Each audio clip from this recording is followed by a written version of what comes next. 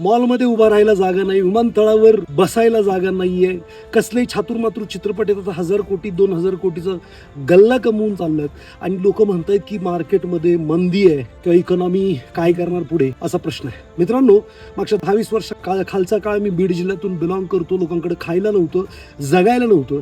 आज गव्हर्नमेंट फुकट रेशनवरती धान्य देत आहे. सेंट्रल गव्हर्नमेंट 6000 रुपये देतं, स्टेट गव्हर्नमेंट 6000 रुपये शेतकऱ्यांच्या खात्यावरती टाकताय. नगदी पिकं घेत आहेत. गावात लोक चावडीमध्ये किंवा पारावरती बसून गुटखा खाऊन थुकत बसतायत. काम धंदा करायचं सोडून दिलाय. बघा, इकॉनॉमीचा जो अंदाज होता जीडीपीचा 6.7% वाढेल, यावेळी तो 7.8 आलाय. म्हणजे मोठे मोठे एक्सपर्ट सुद्धा आपली प्रगती प्रिडिक्ट करण्यात यशस्वी ठरत नाही. त्याच्या पुढे आपण जाऊन प्रगती करतोय. पुढचे 10 वर्ष या इकॉनॉमीसाठी किंवा पुढची 20 वर्ष या इकॉनॉमीसाठी खूप बेस्ट आहे. मार्केट खूप वरती जाणार आहे. तुम्ही फक्त पार्टिसिपेट करणार आहे का नाही, हाच प्रश्न आहे. मित्रांनो, कुठलीही शंका मनात बाळगू नका. म्युच्युअल फंड तात्काळ सुरू करा. SIPच्या माध्यमातून सुरुवात करा. तुमची वेल्थ हीच इकॉनॉमी क्रिएट करून देणार आहे.